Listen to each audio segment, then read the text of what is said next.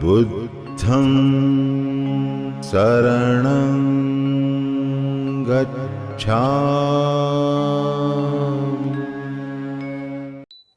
नमो बुद्धाय। सर्वांच्या प्रति मंगल मैत्री, मंगल कामना व्यक्त करतो। वर्षावास ही संकल्पना बुद्ध काळापासून चालत आलेली आहे। राजगृहामध्ये भगवान बुद्ध असताना बुद्धत्व प्राप्तीनंतरचा तो वर्षावास काळ हा दुसरा वर्षावास होता आणि त्यावेळेला भगवान बुद्धांनी भिक्खूंना एक आदेश दिला, अनुमती दिली वर्षावास करण्याची। वर्षावास या शब्दाचा अर्थ होतो वर्षा ऋतूमध्ये एकाच ठिकाणी केलेला निवास, जो भिक्खूंच्यासाठी आहे। उर्वरित कालावधीमध्ये 8 ते 9 महिने या कालावधीमध्ये भिक्खूंनी भ्रमण करून धम्माचा प्रचार आणि प्रसार करावा, हा भगवंतांचा आदेश आहे। वर्षा ऋतूमध्ये भ्रमण करणे शक्य होत नाही, वर्षा ऋतूमध्ये भिक्षाटन मिळत नाही, वर्षा ऋतूमध्ये भिक्खूला एकाच निवासात निवास करून स्वतःच्या विनय धर्माला विकसित करण्याची संधी मिळते। हा एक उद्देश होता भगवंतांचा। त्यानिमित्ताने तुम्ही गृहस्थांनी निर्माण केलेले जे निवास असतात, ज्याला तुम्ही विहार म्हणता, त्या ठिकाणी भिक्खूंनींना तुम्ही निमंत्रित करावं। 3 महिन्याच्या वर्षा ऋतूच्या कालावधीमध्ये भिक्खूंच्या अन्न वस्त्र निवाऱ्याची आणि औषधोपचाराची तुम्ही जबाबदारी घ्यावी। या सगळ्या सहकार्यातून भिक्खू आपल्या विनय धर्माला विकसित करतात आणि येणाऱ्या जाणाऱ्या सहकार्य करणाऱ्या, सेवा करणाऱ्या गृहस्थ गृहिणींना उपदेश करत असतात, धम्माचा उपदेश करत असतात। वर्षावास हा काळ एक प्रचंड उपलब्धी आहे, आम्हा भिक्खूंच्या करिता, भिक्खुणींच्या करिता, तुम्हा गृहस्थ आणि गृहिणींच्या करिता अधिकाधिक धम्म संकलन करण्याची फार मोठी संधी या कालावधीमध्ये आपल्याला मिळते। वर्षभरातील हे 3 महिने, 4 महिने, या कालावधीमध्ये तुम्हा गृहस्थ आणि गृहिणींनी भिक्खूंच्या द्वारे भगवंतांच्या काळापासून चालत आलेली ती संस्कृती, गृहस्थ आणि गृहिणींच्या करिता एक आचारसंहिता आपण त्याला म्हणूया, जे आर्य अष्टशील उपसता आहे, ते प्रत्येक अष्टमी, पौर्णिमा आणि अमावस्येला तुम्ही ग्रहण केलं पाहिजे। ते केवळ वर्षावासात नव्हे तर वर्षातील 12ही महिने आणि जीवनभर, मृत्यूपर्यंत। कोणी लोक या संकल्पनेला चुकीच्या अर्थाने अनुसरण करताना आता सध्या दिसत आहे। कोणी गृहस्थ, कोणी गृहिणी आपल्या कुटुंबात राहून, आपल्या परिवारजनांच्या मध्ये राहून महिन्याभराचे, 2 महिन्याचे, 3 महिन्याचे उपवास करत आहेत। हे अतिशय चुकीचं आहे। म्हणजे कुठेही बौद्ध संस्कृतीमध्ये ह्या गोष्टीचा उल्लेख नाही किंवा अष्टशील उपवासाचे परिणाम बुद्ध सांगतात विशाखेला, चक्रवर्ती सम्राटाच्या आनंदापेक्षा 16 पटीने अधिक आनंद मिळतो जर एखाद्या गृहस्थाने, एखाद्या गृहिणीने अष्टशील उपवास पूर्णत्वास नेले तर। चक्रवर्ती सम्राटाच्या प्रतिष्ठेपेक्षा 16 पटीने अधिक प्रतिष्ठा मिळते, 16 पटीने अधिक यश मिळतं। चक्रवर्ती सम्राटाच्या समाधानापेक्षा 16 पटीने अधिक समाधान मिळतं जर एखाद्या गृहस्थाने किंवा गृहिणीने आर्य अष्टशील उपवास पूर्णत्वास नेले तर। मग एवढा प्रचंड लाभ जर आर्य अष्टशील उपवासाचा असेल तर तो मार्ग एवढा सहज नसेल जो कुटुंबात राहून तुम्हाला अनुसरण करता येईल, तो शक्य नाही। 24 तासासाठी कुटुंबातील लोक तुम्हाला सहकार्य करतील आणि तुम्ही ते केलं पाहिजे। म्हणजे वर्षावास कालावधीमध्ये ही एक संधी आहे तुम्हाला की भिक्खू तुम्ही निर्माण केलेल्या निवासात असल्यामुळे त्यांच्या सानिध्यात राहून अष्टशील उपवासात अधिक परिपक्व कसं होईल त्यासाठी सतत उपदेश तुम्हाला ऐकावयास मिळतो। दुसरी एक महत्त्वाची गोष्ट मला या ठिकाणी सांगावीशी वाटते की अलीकडच्या काळामध्ये आपण धर्मांतरित बौद्धांनी, मी एक शब्द आवर्जून वापरत असतो, धर्मांतरित बौद्ध, धर्मांतरित बौद्धांनी वर्षावास या कालावधी, या संकल्पनेचा अर्थच चुकीचा लावलेला आहे। जे सरासरी आता जवळजवळ प्रत्येकच विहारामध्ये आणि सर्वत्र सगळीकडे या कालावधीमध्ये लोक ग्रंथ वाचन करत आहेत। भगवान बुद्ध आणि त्यांचं धम्म या ग्रंथाचं ग्रंथ वाचन करू नये असे तर कोणी म्हणू शकत नाही, तो मूर्खपणा ठरेल। तुम्ही ग्रंथ वाचन करावं, परंतु याच कालावधीमध्ये नाही, तुम्ही 12ही महिने विहारामध्ये ग्रंथ वाचन करावं आणि वेगवेगळ्या ग्रंथाचं वाचन करावं। काय होत आहे की आगीतून निघाले आणि फुफुर्ड्यात पडले असा त्याचा अर्थ होत आहे। पूर्वी हिंदू धर्माचे श्रावण महिने केले, आता वर्षावासाचे, बौद्ध धर्माचे वर्षावास करू लागले, किंवा मग मुसलमान लोक रोजा करतात, हिंदू लोक श्रावण करतात, आता बौद्ध लोक वर्षावास करू लागले। आणि ही केवळ धर्मांतरित बौद्धांच्या मध्येच दिसून येते। हे केवळ इथेच दिसून येते आणि हे यांनी पाडलेला पायंडा आहे. म्हणजे त्याचा चुकीचा अन्वयार्थ कसा निघतो, ही गोष्ट चुकीची का ठरते? ग्रामीण भागामध्ये गेल्याच्या नंतर लोकांना ग्रंथ हा शब्द बोलता येत नाही. आता ते लोक हिंदू धर्माच्या संस्कृतीचे अनुसरण करण्याचा प्रयत्न करत आहेत आणि ते असं म्हणतात की आम्ही पोथी लावली, आम्ही ग्रंथ लावला, आमच्या ग्रंथाची समाप्ती आहे. ग्रंथ कधी समाप्त होत नसतो. एक ग्रंथ संपला, तुम्ही दुसरा ग्रंथ वाचला पाहिजे. ग्रंथ वाचन ही बौद्ध संस्कृतीच नाही. मी माझ्या बाबतीमध्ये सांगेल की जिथे जिथे मी वर्षावास केला तिथे तिथे अद्यापपर्यंत ग्रंथ वाचन म्हणून लोकांना कधीही अशा म्हणजे चुकीच्या भावनेमध्ये लोकांना इमोशनल केलं नाही. तर मी वर्षावासाच्या कालावधीमध्ये जसे आज एक विषय सुरुवात केला प्रवचनाचा, तर तो कंटिन्यू करून 7 दिवस, 8 दिवस, 4 दिवस, 15 दिवस पर्यंत चालतो. मोस्टली वर्षावासाच्या कालावधीमध्ये सर्वत्र धम्मचक्र प्रवर्तन सुत्त हे समजून घेतलं पाहिजे. तर ग्रंथ वाचन करणाऱ्या लोकांना, ग्रंथ ऐकणाऱ्या लोकांना जर विचारले की अष्टांगिक मार्ग कोणता आहे, तर त्यांना ते कळत नाही. त्यांना अष्टांगिक मार्गाच्या 8 अंगाची नावे ठाऊक नाहीत. जेव्हा की भगवान बुद्धांनी पहिल्याच उपदेशामध्ये अष्टांगिक मार्गाचा उपदेश केलेला आहे, उल्लेख केलेला आहे. डॉक्टर बाबासाहेब आंबेडकरांनी धर्मांतर केलं तेव्हा पहिल्याच दिवशी 22 प्रतिज्ञा देत असताना त्यामध्ये एक प्रतिज्ञा दिली आहे, मी अष्टांग मार्गाचा अवलंब करीन. हे कर्तव्य आहे तुमची, ही प्रतिज्ञा आहे. जे अष्टांगिक मार्गाचा उपदेश भगवान बुद्धांनी त्यांच्या प्रथम उपदेशात केला आणि तो बौद्ध अनुयायांना ठाऊक नसेल तर मग तुम्ही किती ग्रंथ वाचले आणि तुम्ही ह्या सगळ्या परंपरा नव्याने पायंडा पाडल्या तर त्याचा काही अर्थ होणार नाही. जे प्रत्येक बौद्ध अनुयायाच्या बौद्ध जीवन पद्धतीचा आरंभच आर्य अष्टांगिक मार्गाने होतो आणि आर्य अष्टांगिक मार्ग भगवान बुद्धाच्या पहिल्या उपदेशामध्ये आपल्याला पाहावयास मिळतो, धम्मचक्र प्रवर्तन होत आहे. म्हणजे या कालावधीमध्ये जर विहारात तुम्ही एकत्र येत असाल तर तुम्ही या, सातत्याने 12ही महिने तुम्ही या.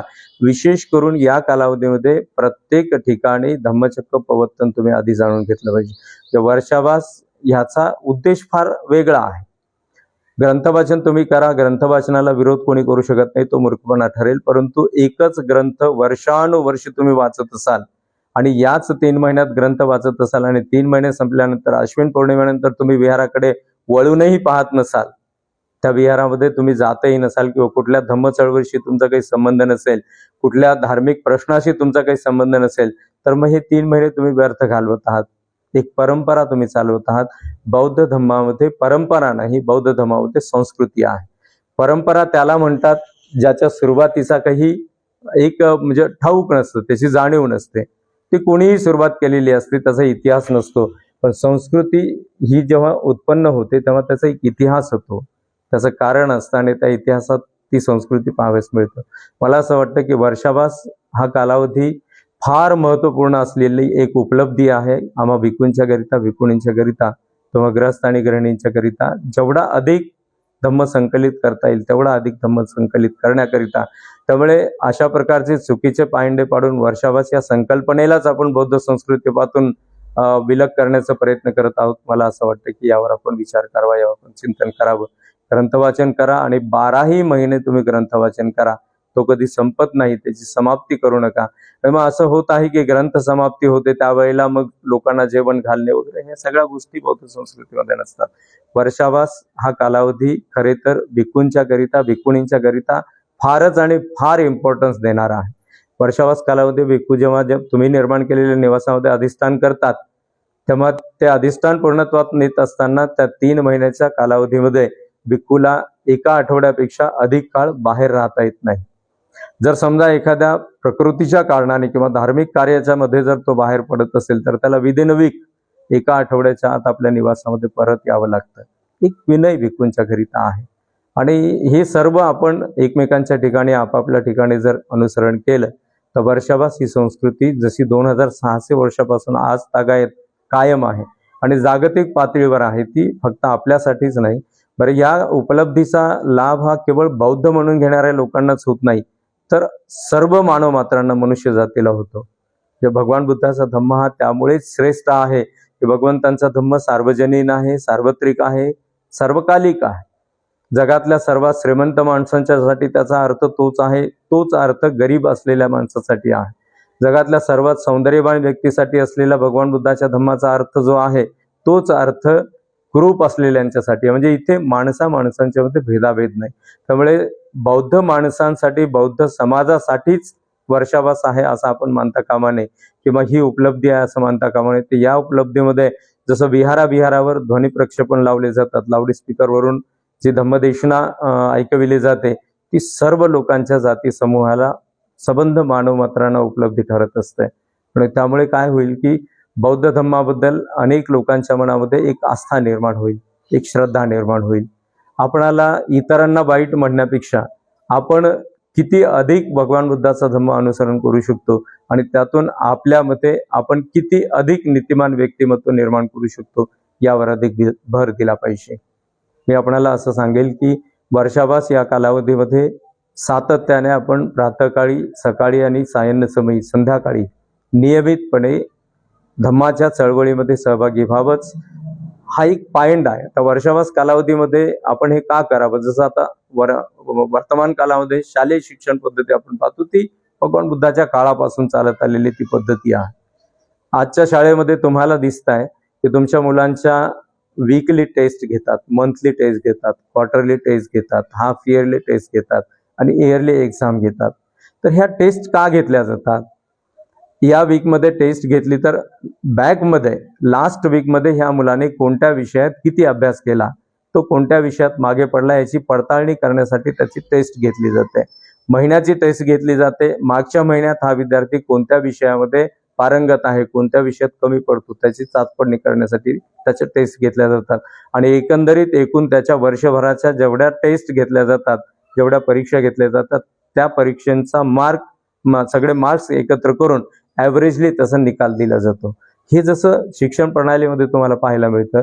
तर आपणाला बौद्ध धम्माचं अनुसरण करताना हीच गोष्ट लक्षात ठेवायची आहे की वर्षावास कालावधीमध्ये तुम्ही जेवढा अधिक धम्म आत्मसात कराल, उर्वरित 9 महिन्यामध्ये तो धम्म आत्मसात केलेला आचरण करण्यासाठी तुम्हाला सुलभ ठरेल.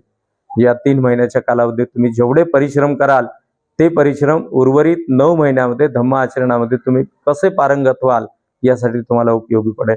दर आठवड्याला अष्टशिलोपनिषद तुम्ही का करावं? कारण गेल्या आठवड्यात तुम्ही पालन केलेले पंचशील, या पंचशिलामध्ये कुठे खंडन होत आहे का? आणि तिथे जर काही खंडन झालं असेल तर आपल्याला त्याच्यामध्ये सुधारणा कशी करता येईल याची पडताळणी करण्यासाठी तुम्हाला दर आठवड्याला हे अष्टशिलोपनिषद धारण केलं पाहिजे. आणि ती एक आचारसंहिता आहे आपल्या स्वतःचे परीक्षण करण्यासाठी. उपोषित या शब्दाचा अर्थच होतो स्वतःजवळ असणे. आपले शारीरिक कर्म, आपले वचन, आपल्या मनातील विचार, आपले आचरण, आपले विचार, आपले व्यवहार याची पडताळणी दर आठवड्याला केली पाहिजे. आणि तेही अष्टशील ग्रहण करून. बौद्ध संस्कृतीमध्ये अष्टशील तुम्हा ग्रस्त आणि गृहिणींच्या करिता एक फार मोठी उपलब्धी ठरलेली आहे. परीक्षण करण्यासाठी हा एक विशेष मार्ग आहे. तर वर्षावास कालावधीमध्ये तुम्ही निर्माण केलेल्या निवासात भिक्खू एकाच ठिकाणी राहत असल्यामुळे सातत्याने या 3 ते 4 महिन्यामध्ये भिक्खूंच्या द्वारे तुम्हाला त्या आर्य अष्टशील उपनिषदाच्या संदर्भात आणि आचरणिक दृष्ट्या, वैचारिक दृष्ट्या आणि व्यावहारिक दृष्ट्या भगवान बुद्धाचा जो धम्म आहे तो धम्म अधिकाधिक तुम्हाला आत्मसात करता येतो. आत्मसात केलेला धम्म अधिकाधिक तुम्हाला उर्वरित 9 महिन्यामध्ये आपल्या आचरणात, विचारात आणि व्यवहारामध्ये कसा विकसित करता येईल, किती अधिक विकसित करता येईल याचं एक बळ तुम्हाला प्राप्त होतं. खरं तर वर्षावास बौद्ध धर्मामध्ये असलेली ही सर्वात प्राचीन संस्कृती आहे. हिंदू धर्म हा त्या काळी तर नव्हताच, तो वैदिक धर्म होता. जैन धर्म हा समकालीन आहे. जैन धर्मामध्ये 40 मानली जाते. ते 40 दिवसाचे उपवास करत असतात. भगवान बुद्धांनी वर्षावास या कालावधीमध्ये भिक्खूंना धम्म विनय आपल्यामध्ये स्वतःमध्ये विकसित करण्याचा एक आदेश दिला, एक आव्हान केलं, एक अनुमती दिली. आणि त्यातून जर ग्रस्त आणि गृहिणींना लाभ होतो तर मग धम्माचा प्रचार आणि प्रसार होतो. धम्माचा प्रचार आणि प्रसार केवळ भाषणाने होत नाही, तर तो आचरणिक दृष्ट्या होतो. जसे आपल्याला ठाऊक असेल, सारीपुत्त आणि मोगलायन भगवान बुद्धाला, बुद्ध धम्म आणि संघाला शरण कसे गेले? भगवान बुद्धाचं त्यांनी प्रवचन ऐकलं नाही. पंचवर्गीय भिक्खूंच्या मध्ये असलेला सर्वात लहान भिक्खू जो अश्वजित नावाचा भिक्खू, अश्वजितांची आणि सारीपुत्तांची भेट झाली. सारीपुत्तांनी अश्वजितांना पाहिलं. अश्वजितांची गंभीर चर्या, त्यांची प्रसन्न मुद्रा, त्यांचा शांत संयमी स्वभाव आणि हे पाहून सारीपुत्तांनी अश्वजितांना विचारले की बाबा तुमचे गुरु कोण आणि तुमच्या गुरुचं मत काय? अश्वजित सारीपुत्तांना म्हणाले की माझ्या गुरुचं मत असं आहे की उत्पन्न होणारी प्रत्येक वस्तू कारणाने उत्पन्न होते आणि उत्पन्न झालेली प्रत्येक वस्तू ही विनाश पावते आणि ती देखील कारणाने विनाश पावते. कार्यकारण सिद्धांत हे माझ्या गुरुचं मत आहे. आणि सम्यक संबुद्ध हे माझे गुरु आहेत. सारीपुत्तांनी केवळ एवढंच ऐकलं आणि त्यानंतर कोणालाही प्रश्न न करता मोगलाईनला आपल्या सोबत घेतलं. दोघेही भगवान बुद्धाकडे आले, भगवंतांना अभिवादन केलं आणि भगवंतांना याचना केली की आम्ही आपण बुद्ध धम्मा संघात शरण जातो, आजन्म भिक्खू म्हणून आपण आमचा स्वीकार करावा. यही भिक्खवे म्हणून भगवान बुद्धांनी सारीपुत्त आणि मोगलाईन यांना भिक्खू बनविले. पुढे सारीपुत्त भिक्खू हे भिक्खू संघाचे सेनापती झाले. तथागतांच्या नंतर धम्म जसाच्या तसा आणि ॲज इट इज ज्या अर्थाने भगवंत उपदेश करतात त्याच अर्थाने धम्म सांगणारा एकमेव भिक्षू म्हणजे सारीपुत्त भिक्खू. म्हणजे एवढं उच्चपद सारीपुत्त भिक्खूंना प्राप्त होतं. सारीपुत्त प्रवचन भाषण ऐकून आले नव्हते, केवळ 2 ओळी भगवंतांच्या. म्हणजे हा जो भगवान बुद्धांचा सिद्धांत आहे तो माणसाला एक दृष्टी देणारा आहे आणि ती दृष्टी आपणाला संकलन करायची, ती दृष्टी आपणाला संकलित करायची आहे. त्यासाठी आपल्यामध्ये एक दृष्टिकोन निर्माण व्हावा म्हणून अधिकाधिक आपणाला आपल्या आचरणावर भर द्यायचा आहे. शारीरिक आचरणावर भर द्यायचा आहे, मनातील विचारांवर भर द्यायचा आहे, आपल्या वचनावर अधिक भर द्यायचा आहे. किती अधिक आपणाला आपल्यामध्ये मैत्री निर्माण करता येईल आपल्यामध्ये म्हणजे स्वतःमध्ये. आणि मग स्वतःमध्ये जोपर्यंत आपण मैत्री निर्माण करणार नाही त्यावेळेला आपल्या अवतीभोवती असलेल्या स्वतःरूपांशी आपली मैत्री असणार नाही. अशा प्रकारचा एक मैत्रीभाव बौद्ध धर्माचा एक आधार आहे, एक फार मोठा आधार आहे. आणि त्यामुळे माणसे एकत्र येतील, समूह एकत्र येईल, त्याला आपण समाज म्हणतो. समाज या शब्दाची व्याख्या म्हणजे खरं तर या कालावधीमध्ये या सगळ्या घटनांवरती उहापोह केला पाहिजे आणि त्यातून एक समाज भगवान बुद्धाला अपेक्षित असलेला, बाबासाहेब आंबेडकरांना अपेक्षित असलेला समाज आपणाला उभा करता येईल. समाज या शब्दाची व्याख्या काय होतं? 4 किंवा 4 पेक्षा अधिक कुटुंब एकाच तत्वाचं समान अनुसरण करणारी जेव्हा एकत्र येतात तेव्हा त्यांना समाज म्हणतात. अलीकडच्या काळामध्ये काही धर्माच्या ठेकेदारांनी मुसलमान समाज, हिंदू समाज, ब्राह्मण समाज, बौद्ध समाज, मराठा समाज ही नावे दिली. हे व्यर्थ आहे. मानव समाज, भगवान बुद्धाला मानव समाज अपेक्षित होता आणि मग मानव समाज कशाला म्हणावं तर भगवंतांनी म्हटलंय की 4 किंवा 4 पेक्षा अधिक कुटुंब एकाच तत्वाचं समान अनुसरण करणारे जर एकत्र येत असतील तर त्याला समाज म्हणावं. डॉक्टर बाबासाहेब आंबेडकरांनी सुद्धा समाज या शब्दाची तीच व्याख्या स्वीकृत केलेली आहे. म्हणजे या कालावधीमध्ये जेवढे अधिक लोक विहारात येतात तेवढे अधिक त्यांच्यामध्ये मैत्रीचे नातेसंबंध जुळतात. बाबासाहेब आंबेडकरांनी तर भगवान बुद्धाच्या धम्माचाच प्रचार केला, तो जीवनभर केला. धर्मांतराच्या नंतरच नव्हे तर त्याच्या आधी बाबासाहेब आंबेडकरांनी बौद्ध धम्माच्याच सर्व गोष्टी आपल्या चळवळीमध्ये अवलंबिल्या. मी शेवटी एक गोष्ट आपल्याला लक्षात आणून देतो की भगवान बुद्धांनी बाबासाहेब आंबेडकरांच्या धर्मांतराच्या 2550 वर्षाआधी भगवान बुद्धांनी केलेला एक उपदेश, राजगृहामध्ये 7 अपरिहानीय धर्माचा उपदेश डॉक्टर बाबासाहेब आंबेडकरांनी भगवान बुद्ध आणि त्यांचा धम्म यामध्ये त्याचा उल्लेख आवर्जून केलाय.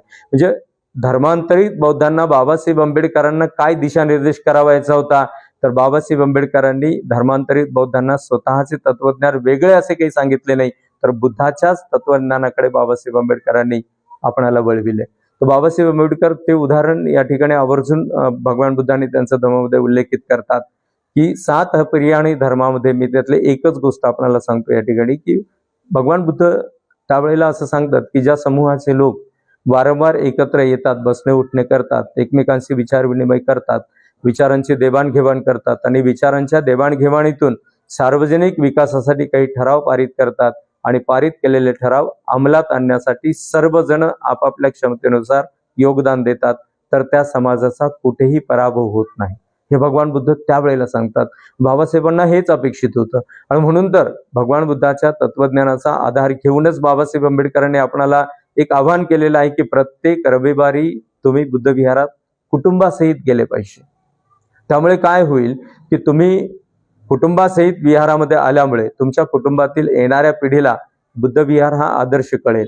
बाबासाहेब आंबेडकरांचे त्या ठिकाणी जे आहे सिद्धांत, बाबासाहेबांचे जे मार्गदर्शन आहे ते कळतील, बुद्धाचे तत्वज्ञान कळतील, बुद्ध धम्म आणि संघाच्या प्रती त्यांची श्रद्धा विकसित होईल. त्यामुळे तुमच्यामध्ये असलेले छोटे छोटे जे काही मतभेद असतील ते दूर होतील, तुमच्यामध्ये मैत्री वाढेल, सार्वजनिक विकासासाठी तुम्ही काही निर्णय घेऊ शकाल. आता असं होत आहे की रविवारी बौद्ध लोक बुद्ध विहारामध्ये जातच नाहीत आणि मग जात असणाऱ्या लोकांच्याकडे पाहिलं तर मिश्किलपणे मी आपल्याला असं सांगेल, जर पत्नी येत असेल तर पती येत नाही आणि पती येत असेल तर पत्नी येत नाही, कदाचित दोघे येत असतील तर लेकरांना घेऊन येत नाहीत. बाबासाहेबांच्या ह्या अपेक्षा नव्हत्या. म्हणजे ज्या अपेक्षा बाबासाहेबांच्या होत्या त्या जर आपल्याला पूर्णत्वास नेता आल्या नाही. खरं तर बुद्ध आणि बुद्धाचा धम्म आपण जो आज पाहत आहोत बाबासाहेब आंबेडकरांच्या दृष्टीने आपल्याला पाहायचं आहे. बाबासाहेब आंबेडकर आपले प्रेरणास्थान आहे. बाबासाहेब आंबेडकरांनी जर चळवळ केली नसती तर आपल्याला बुद्ध म्हणजे काय ठाऊक झालं नसतं. म्हणजे जो दृष्टिकोन बाबासाहेब आंबेडकर बौद्ध धर्माच्या अनुसरणासाठी आपल्याला सांगतात, तो दृष्टिकोन बाजूला ठेवून आपण काय साध्य करणार आहोत? मग मॅक्झिमम विहारामध्ये येणाऱ्या लोकांची संख्या ती 50-60 ओलांडणाऱ्या लोकांची संख्या असते. मग त्यांना विचारलं, एखाद्या स्त्रीला विचारलं की तुमची मुले बाळांनी पती येत नाहीत, जाऊ द्या ना भंतेजी, ते येत नाहीत, त्यांना काय करावं? एखाद्या पुरुषाला विचारलं की अहो तुम्ही येत आहेत, तुमची पत्नी येत नाही, तर जाऊ द्या ना, तिला पटत नाही. मग याचा अर्थ असा आहे की तुम्ही अजूनपर्यंत हिंदू धर्माच्या विळख्यातून बाहेर पडला नाही. बरं झालं तुम्ही आज या ठिकाणी आला आहात, संबोधी बुद्ध विहार, पालीनगर, नांदेड या ठिकाणी. काल परवा एक श्रावणी पौर्णिमा झाली. कोणी बौद्ध लोकांना मी पाहिलं की श्रावणी पौर्णिमेच्या दिवशी विहारामध्ये ते आले, उपोषण केलं आणि त्यांनी घरामध्ये बसून रक्षाबंधनाचे सण साजरे केले, ज्याचा बौद्ध धर्माशी काहीही संबंध नाही. विकृत आहेत ते. विकृत असणारे लोक बौद्ध धर्माचे अनुयायी होऊ शकत नाहीत.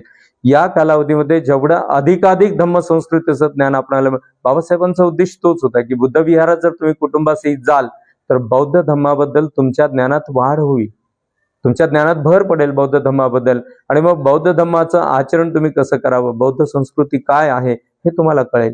रक्षाबंधन या सणाचा बौद्ध संस्कृतीमध्ये कुठेही उल्लेख नाही आणि त्याचा काही अर्थच नाही. वास्तविक तो दिवस भगवान बुद्धाच्या जीवनकाळामध्ये एवढा प्रचंड अर्थपूर्ण आहे की अंगुलीमाल नावाचा एक अत्यंत क्रूर मनुष्य, 5-5 हजार लोक त्याला घाबरून पळायचे, असा एक मनुष्य निशस्त्र असलेला भगवान बुद्धांनी तर त्याला उपदेशही केला नाही, परंतु तो बुद्ध धम्म आणि संघाला शरण गेला, तो भिक्खू बनला, तो अरहत झाला. तो दिवस होता श्रावणी पौर्णिमेचा. आणि मग बिहारात जाणाऱ्या लोकांना हे ठाऊक नाही की श्रावणी पौर्णिमेचं महत्व काय. ते जर रक्षाबंधन करत असतील तर बाबासाहेब आंबेडकरांच्या धर्म चळवळीमध्ये हे अपेक्षित नाही. व या सगळ्या गोष्टी तुमच्या मनातून एक त्याला आपण मलिनता असं म्हणूया, जी पुरातन संस्कृती आहे, जे क्षीणंग पुराणंग नवंग नत्थी संभवंग. भगवान बुद्ध एकदा श्रेष्ठ माणसाचं वर्णन करताना असं म्हणतात की जुने संस्कार क्षीण झाले आहेत. ऍक्च्युअली त्याचा अर्थ वेगळा होतो, परंतु ढोबळपणे जर आपण पाहिलं तर असा होतो की जुने संस्कार क्षीण होत आहेत, याचा अनुभव तुम्हाला व्हावा. नव्याने ते संस्कार उत्पन्न होण्याचा संभवच राहणार नाही, या प्रकारची प्रामाणिकता तुमच्यामध्ये असावी, तर खऱ्या अर्थाने तुम्ही धम्माचे अनुयायी ठरू शकाल. मी शुभेच्छा देतो, मंगल कामना व्यक्त करतो. पुन्हा एकदा वर्षावास या कालावधीमध्ये जेवढा अधिक आपणाला धम्मसंकलन करता येईल तेवढा अधिक आपण धम्मसंकलन करावा. उर्वरित 9 महिन्याच्या कालावधीमध्ये आपण त्या धम्माचा जो आचरणाचा मार्ग आहे तो अधिकाधिक काटेकोरपणे पूर्णत्वास न्यावा. बौद्ध धम्माचे आचरण करत असताना सर्व प्रकारच्या अंधश्रद्धा सोडून द्याव्यात. रूढी आणि परंपरेपासून टोटली अलिप्त व्हावं. पारंपरिक असलेल्या कोणत्याही गोष्टी आपल्या कुटुंबामध्ये रुजणार नाहीत, याची जबाबदारी, याची खबरदारी तुम्ही कुटुंब प्रमुखांनी, कुटुंबातल्या लोकांनी घ्यावी. ग्रंथ वाचन करावं, परंतु ग्रंथ वाचन 3 महिन्यात न करता 12ही महिने सतत करावं. एक ग्रंथ संपला लागलीच दुसरा ग्रंथ, दुसरा संपला लागलीच तिसरा ग्रंथ. कारण बाबासाहेब आंबेडकर ग्रंथप्रेमी होते आणि वाचक असणारा वर्ग बाबासाहेब आंबेडकरांचा खरा अनुयायी असू शकतो. वाचन जेवढं अधिक असेल तेवढा आचरणावर भर दिला पाहिजे आणि त्यातून बौद्ध धम्माचा आपल्यामध्ये स्वतःमध्ये विकास झाला पाहिजे. बौद्ध धम्माच्या प्रचार आणि प्रसार कार्यामध्ये आपण सर्वांनी योगदान दिलं पाहिजे. तर आपली निष्ठा ही कृतज्ञता बाबासाहेब आंबेडकरांच्या प्रती असेल तरच आपल्या जगण्याला अर्थ आहे. बाबासाहेब आंबेडकरांच्या प्रती निष्ठा नसेल तर तुमच्याकडे संपत्ती असून, सौंदर्य असून, उच्च शिक्षण असून, उच्च पद असून ते अर्थशून्य आहे, व्हॅल्युएबल, त्याचा काहीही व्हॅल्यू नाही. ही गोष्ट जर मनाशी तुम्ही ठामपणे बाळगली तर मग मात्र बौद्ध धर्माच्या प्रचारामध्ये तुम्ही सक्रिय होऊ शकाल. या कालावधीमध्ये आपण सर्व अधिकाधिक धम्म संकलित करावा. या पुढे सुद्धा सातत्याने सहकुटुंब बुद्ध विहारात अधिकाधिक जाण्याचा आपण प्रयत्न करावा. एक मनीषा, एक इच्छा आपल्या सर्वांच्या प्रति व्यक्त करतो. पुन्हा एकदा सर्वांचे मंगल हो, सर्वांचे कल्याण हो, सर्वांचे जय मंगल. आप देख रहे हैं